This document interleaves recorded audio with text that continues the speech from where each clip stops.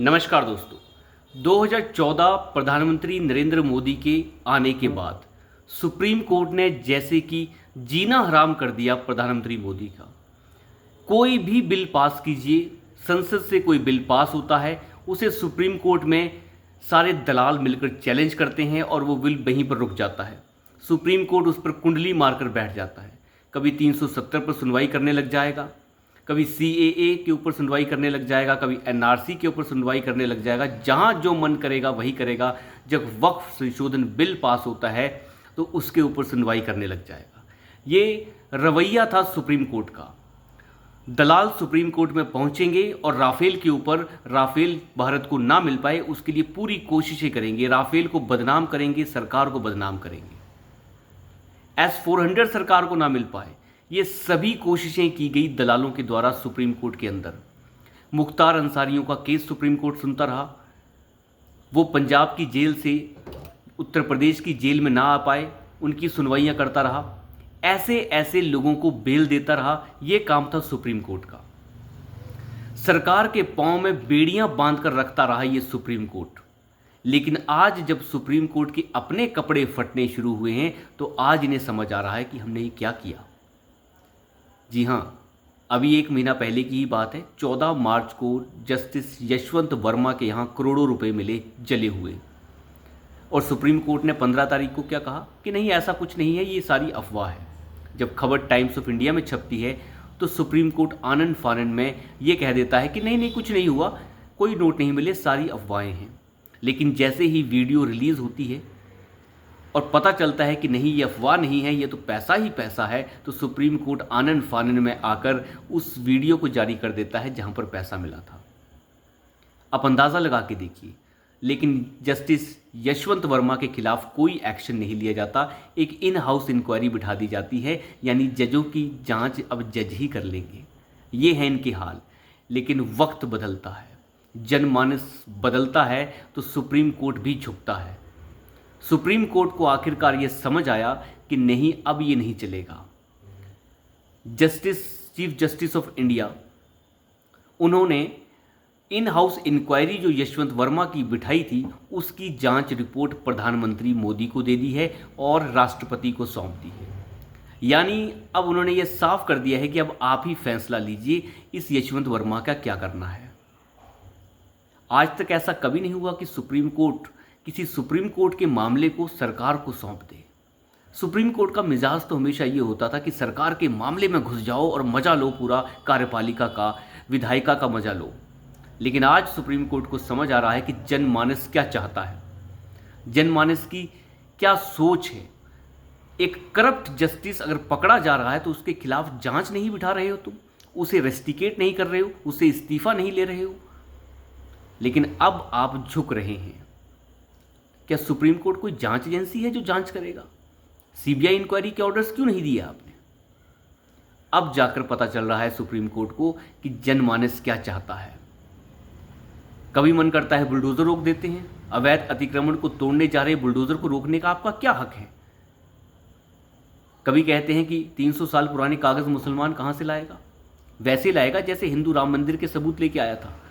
लेकिन supreme court को अब समझ आ रहा है कि अब बात हाथ से निकल गई है। अभी कुछ दिन पहले की बात है, सुप्रीम कोर्ट के सारे जजेस बैठते हैं, 33 के 33, वैसे तो 34 हैं, एक सीट अभी खाली है। 33 जज बैठकर ये कहते हैं कि सभी अपनी संपत्ति का ब्यौरा सार्वजनिक करेंगे और ये भी बताएंगे कि जजों का चयन कैसे होता है कॉलेजियम के अंदर, उनकी क्या उपलब्धियां हैं, उनकी क्या खासियत है कि उन्हें चुना गया, चयन प्रक्रिया का क्या तरीका रहा, ये भी बताना पड़ेगा, सार्वजनिक करना होगा। क्या आपने कभी सोचा था सुप्रीम कोर्ट ये सब करेगा? लेकिन आज सुप्रीम कोर्ट को समझ आ गई है। ये सुप्रीम कोर्ट जो आतंकवादियों का केस रात को 10, 11 बजे, 12 बजे, 3 बजे सुनता रहा, तो आप अंदाज़ा लगाइए सुप्रीम कोर्ट किस तरफ चला गया था। ये वामपंथियों की जकड़न में आ चुका था। ये एक 2 कौड़ी की औरत जो गुजरात में प्रधानमंत्री मोदी को फंसाती रही, तीस्ता सितलवाड़, उसके लिए 2 जजों की बेंच बिठा देता है रातों रात, वो भी छुट्टी वाले दिन। जब 2 जजेस से काम नहीं चलता तो 3 जजेस की बेंच पड़ जाती है रातों रात। क्या किसी आम व्यक्ति के हाथ में है इस तरीके से 3 जजेस और 2 जजेस की बेंच छुट्टी के दिन रातों रात बिठाना? तो फिर ये किसकी दलाली हो रही थी? और वो भी एक 2 कौड़ी की औरत के लिए, जिसे तुमने ही कहा था कि ये औरत गलत है और इसके खिलाफ जांच होनी चाहिए। जब जांच में उसकी गिरफ्तारी तक बात आई तो तुमने उसे गिरफ्तारी से रियायत दे दी।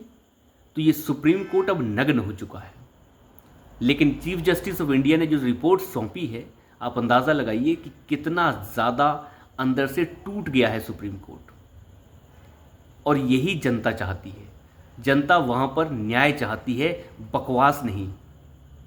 आखिरकार सुप्रीम कोर्ट को भी लगा कि वो सुप्रीम कोठा बन गया है।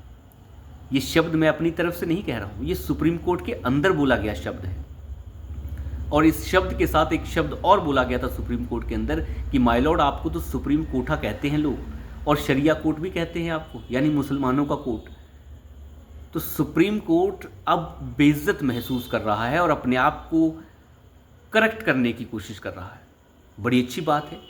वहाँ पर कानून की व्याख्या की जाती है, टिप्पणियाँ नहीं की जाती, सरकार के पांव में बेड़ियाँ नहीं डाली जाती। अभी कुछ याचिकाएं पहलगाम हमले के ऊपर भी गई थी कि आप इसके लिए एक न्यायिक जांच बिठा दीजिए। सुप्रीम कोर्ट ने सिरे से नकार दिया और उन लोगों को वापस भेज दिया। अगर बस चलता तो इस पर भी सुनवाई कर लेते। 370 के ऊपर तो सुनवाई कर ली थी, डे टू डे हियरिंग हो रही थी 370 के ऊपर, और नतीजा क्या निकला? कुछ नहीं। इलेक्टोरल बॉन्ड्स को लेकर सरकार को फटकार लगाई गई कि बताओ कहाँ कहाँ से पैसा मिला है। सरकार ने बता दिया और इलेक्टोरल बॉन्ड से पैसा लेना बंद कर दिया गया। जो पैसा एक अच्छे तरीके से चैनल के थ्रू आ रहा था, अब वो पैसा कैसे आएगा? क्या चीफ जस्टिस DY चंद्रचूड़ ये बताकर गए किसी को कि अब पॉलिटिकल पार्टीज कैसे पैसा लेंगी? पहले चेक से ले रही थी, इलेक्टोरल बॉन्ड से ले रही थी, चलिए ठीक है, लेकिन अब कैसे लेंगी? ब्लैक, अब कैश में पैसा लेंगी, ब्लैक में पैसा लेंगी। तो जो मतलब पहले का तरीका था वो बुरा था और अब का तरीका अच्छा हो जाएगा। ये है इन लोगों की हैसियत। लेकिन दलाली अब काम नहीं आ रही, अब जवाब देना होगा। ये पहली बार हुआ है कि सुप्रीम कोर्ट एक जस्टिस की रिपोर्ट सौंप दे प्रधानमंत्री को और राष्ट्रपति को। कुछ दिन पहले आपको याद होगा जस्टिस पारदीवाला का डिसीजन, जिसने ये कह दिया कि राष्ट्रपति को ही आदेश दे दिया। आखिर तुम्हारी औकात क्या है राष्ट्रपति को आदेश देने की? राष्ट्रपति भारत का राष्ट्रपति सर्वोच्च पद पर बैठा एक व्यक्ति है जिसे भारत का कोई व्यक्ति आदेश नहीं दे सकता, दुनिया का कोई व्यक्ति आदेश नहीं दे सकता। लेकिन आपने उन्हें ही आदेश दे दिया, संविधान पलटने चल पड़े आप। इसलिए आपको नग्न करना आवश्यक था और वो नग्नता अब लोगों ने आपकी देख ली है। अब आपको सफाई देनी है अपनी। ये पहली बार होगा जब कोर्ट के अंदर कोई अपने आप को बेकसूर साबित नहीं, कोर्ट खुद को बेकसूर साबित करेगा। तो अभी के लिए इतना ही। धन्यवाद।